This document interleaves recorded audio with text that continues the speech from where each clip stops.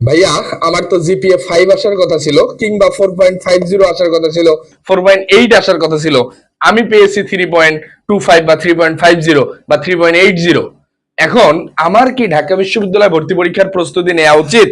বিগত সময়ে এই প্রশ্নটার মানে অনেক বেশি আমি প্রশ্নের সম্মুখীন হয়েছি শিক্ষার্থীদের কাছ থেকে, এবং ব্যস্ততার কারণে হয়তো বা ভিডিও দেওয়া হয় নাই। একটা জিনিস ক্লিয়ারলি বলে দেই, এবারে ঢাকা বিশ্ববিদ্যালয় ভর্তি পরীক্ষায় যে রিকোয়ারমেন্ট দিয়েছে, তোমার যদি এই রিকোয়ারমেন্ট ফুলফিল থাকে, তোমার অবশ্যই তোমার ঢাকা বিশ্ববিদ্যালয় ভর্তি পরীক্ষার প্রস্তুতি নেওয়া উচিত, এবং খুব জোরালো ভাবে নেওয়া উচিত। কারণ আমাদের দেখে মানে পরীক্ষার রেজাল্টে আমরা দেখলাম 58% শিক্ষার্থী পাস করছে, অর্থাৎ 42% শিক্ষার্থী এইচএসসি তে পাস করতেই পারে নাই। এখন যে 42% শিক্ষার্থী পাস করতে পারে নাই, এরা কিন্তু তোমার কম্পিটিটর ছিল, এরা কিন্তু মানে অলরেডি মার্কেট আউট হয়ে গেছে। সুতরাং তোমার যখন সিজিপিএ এমন একটা মানে জিপিএ এমন একটা অবস্থায় আছে, তুমি রিকোয়ারমেন্ট ফুলফিল করছো, বাট খুব ভালো মানে রেজাল্টটা না। এখন আমাদের ঢাকা বিশ্ববিদ্যালয় ভর্তি পরীক্ষার 20 মার্ক থাকে রেজাল্টের উপর, যেটা এসএসসি রেজাল্টের সাথে 2 গুণ, এইচএসসি রেজাল্টের সাথে তোমার 2 গুণ। এখন তুমি যদি দুইটাতে 3.5 করে পেয়ে থাকো, 3.50 ইন্টু 2, আবার 3.50 ইন্টু 2।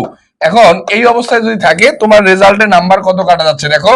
এই 3.50 2 গুণ করলে 7 হয়, এখানেও 2 গুণ করলে 7, অর্থাৎ তুমি পাচ্ছ হচ্ছে 14।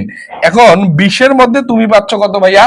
14। এখন 20-এর মধ্যে 14 পেয়ে তোমার কি ঢাকা বিশ্ববিদ্যালয়ে চান্স পাওয়া সম্ভব কিনা? বিগত সময়ের মানে এরকম অনেক হাজার হাজার রেকর্ড আছে, 3.50 আশেপাশে রেজাল্ট করে ঢাকা বিশ্ববিদ্যালয়ের টপ র্যাঙ্কিং সাবজেক্ট গুলোতে ভর্তি হয়েছে, সুতরাং এখনো যে সময়টা আছে, তোমার আর রেজাল্ট নিয়ে পিছনে ফিরে তাকানোর সুযোগ নাই। কারণ তোমার মতো অনেক শিক্ষার্থী আছে যারা রিকোয়ারমেন্টই ফুলফিল করতে পারেনি। যেহেতু তুমি রিকোয়ারমেন্ট ফুলফিল করছো, তোমার আর পিছনে না তাকিয়ে যে কাজটা করতে হবে, আপকামিং যে 30-35 দিন সময় আছে, এই সময়টাকে সর্বোচ্চ পরিমাণ ইউটিলাইজ করার চেষ্টা করা।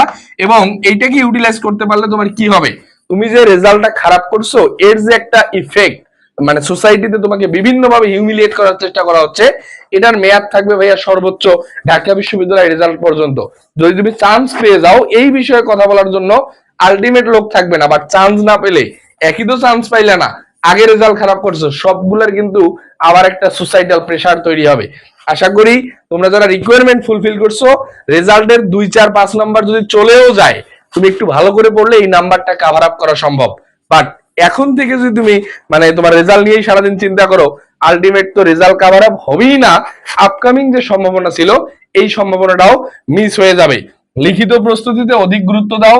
বিগত সময়ে যারা আকাঙ্ক্ষিত রেজাল্ট করতে পারেনি, তারা লিখিত প্রস্তুতি নিয়ে খুব বেশি অবহেলা করেছে। বিভিন্ন বিশ্ববিদ্যালয় ভর্তি কোচিং এ লিখিত প্রস্তুতি নিয়ে কোনো পড়াশোনাই করানো হয় না, বা ওইভাবে কোনো চাপ দেওয়া হয় না। সুতরাং সারা বছর এমসিকিউ পড়লা তুমি 15 মার্কের ইংলিশে, বাট তোমার 20 মার্কের রিটেন নিয়ে কিন্তু তোমার প্রস্তুতি এখনো জিরো। সুতরাং সময় থাকতে সাবধান হয়ে যাও। তোমরা যারা লিখিত প্রস্তুতি নিয়ে দ্বিধাদ্বন্দ্বে আছো, আমাদের ঢাকা বিশ্ববিদ্যালয়ের লিখিত প্রস্তুতির জন্য ঢাবি রিটেন ট্রাম কার্ড বইটা চলে আসছে। বাছাইকৃত 100টা প্যারাগ্রাফের টাইটেল দেয়া আছে, যেগুলো বিগত সময়ে যে টাইটেল গুলা মানে যে ধরনের টাইটেল ঢাকা বিশ্ববিদ্যালয় ভর্তি পরীক্ষায় প্যারাগ্রাফ আকারে চলে আসছে, এরকম দেয়া আছে। টেক্সট বুক থেকে প্রায় 600-700 মানে ওয়ার্ড একদম আসার মতো, যেগুলো দিয়ে সেন্টেন্স মেক আসতে পারে, এগুলো সেন্টেন্স মেক করা আছে। আশা করি তুমি যদি 2-1 বার ভালো মতো রিভিশন দিয়ে যেতে পারো, লিখিত পরীক্ষায় একটা ভালো নাম্বার তুলে আসতে পারবা। লিখিত পরীক্ষায় খারাপ করলে কিন্তু তোমার আলটিমেটলি লক্ষ্য পূরণ হবে না।